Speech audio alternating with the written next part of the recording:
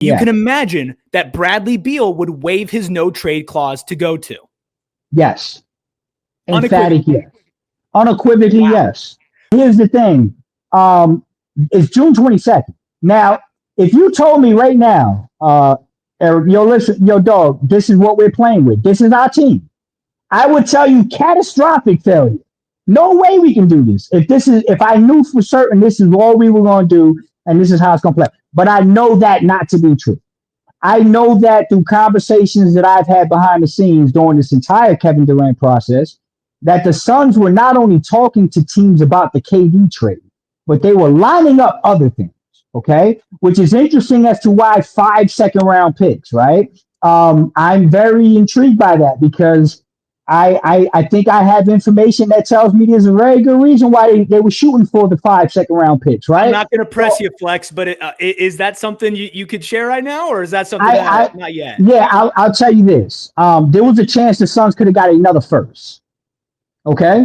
And they opted for 5 seconds, okay? They said, hold the first, give me 5 seconds. Okay, so you got 3. I believe you have 3 first-round picks and 8 second-round picks going forward. You got teams that are interested in Brad Beal. Okay, there are teams interested in Brad Beal, man. I'm going to say this right here on the show, and you can clip this and bring it back. I do not believe Brad Beal is getting bought out. I believe there is a deal that the Suns can make that will get Brad Beal off this roster. Wow. I believe there are a couple things that have happened to some particular teams. I believe there's basketball business that's happening that is gonna put us in a situation where you could potentially move Brad Beal, attach some of that equity, those assets that you just got in second-round picks, and get someone to take Brad Beal for what I'm calling is 1 year. So everybody keeps saying 2 years, but what I'm saying is you just got to get that team has to be okay with Brad for 1 year. And then the following year, he's a very good, expensive, expiring contract. So I know for a fact there's 2 or 3 teams that have had. Go ahead, talk to me.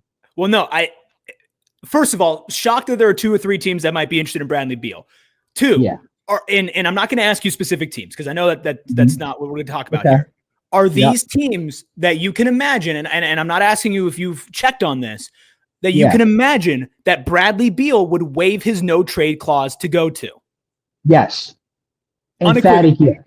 Unequivocally yes. Flex, okay, because you're giving me hope, man. You're giving me hope. I'm telling you, this is why everybody's going crazy. And I'm like, listen, there's too much that I've heard and had discussions about behind the scenes for me to ignore it. My ears can't unhear it, right? So I know there's a situation where Brad can't get traded. I know these are situations that Brad will waive the no trade clause. I know Brad wants to play, brother.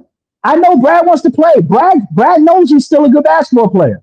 But Brad also is understanding this is a transition, bro. Now you're behind Devin Booker and Jalen Green.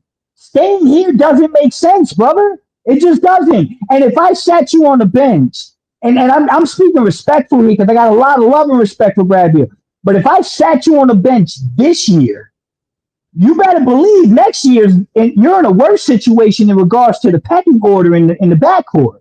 This isn't Tyus Jones now. So think about the perspective of Brad's career, his contract, his desire to get another contract, his desire to prove that this wasn't a catastrophic bomb and that he's still a good basketball player. So I believe they're going to trade Brad. I believe that they're going to trade Brad for a better package than people think. I'm not telling you we're going to get an NBA All-Star, but I'm telling you that some of these holes we're worried about could get resolved in this Brad Beal trade. I'm telling you that the team that's going to potentially trade for Brad Beal is the team that is right now in a little bit of a flux because of an injury and because of financials, okay? And they're very intrigued by saying, we could free up some of these contracts. We're not winning next year. There's some financials behind the scenes that people don't know about. Okay, let's talk. Let's get a deal done. And you may actually find your point guard. There's people saying Book and Jalen Green are playing together. I'm not sold on that. I believe Jalen Green might be a hell of a 6-man on this team. I believe the Suns can get another point guard that benefits this. And now you have Jalen Green coming off the bench as a sixth man. I think they'll address the center position. Okay. I know there's some free agents that are within the Suns' range that are veterans that are going to get vet minimum deals. That I know one in particular that was just in Phoenix a couple days ago, giving me hope. Okay. So, yeah, man, there's a lot to discuss, brother. I don't think you judge this on June 22nd. I think you take Jalen Green, Dylan Brooks, the 10th pick, 5 second-round picks, the now flexibility that you have because you had KD's one contract. Now you've broken them up into a couple other separate deals. Okay, you take that, you take your new assets and draft capital, and you move on to Brad Beal, not to mention this incredible, fun couple days we're going to have on Wednesday and Thursday because I'm excited. You know I love draft time, baby. I'm excited.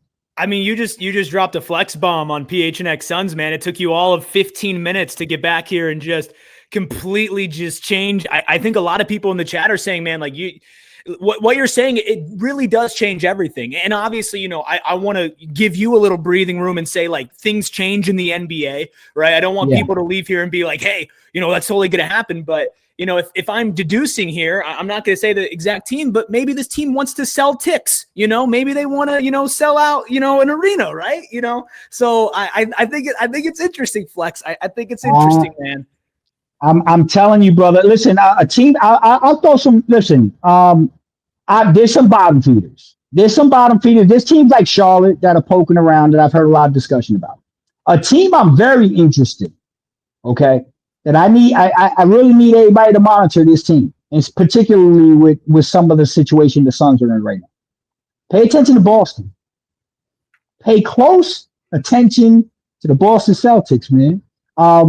I'm telling you, where there's smoke, there's fire, and in this business, when you keep having phone calls and you keep hearing the same name, you keep hearing the same team brought up, there's typically something to that, right? I don't want to get into, you know, I'm not a toot my own horn victory lap type of dude, but if you paid attention, I was telling people before the Desmond Bain thing, I'm here in Memphis, man. They're talking about some of these players. They're having some conversations, and they pulled the trigger with Orlando, right? Boston is a team that, again, they lost Jason Tatum's out for the year. Okay. They just got new ownership. Okay. That owner doesn't want to pay all this money. All right. They've got some contracts that they're looking at and saying, you know, maybe we can move on. So pay attention to them.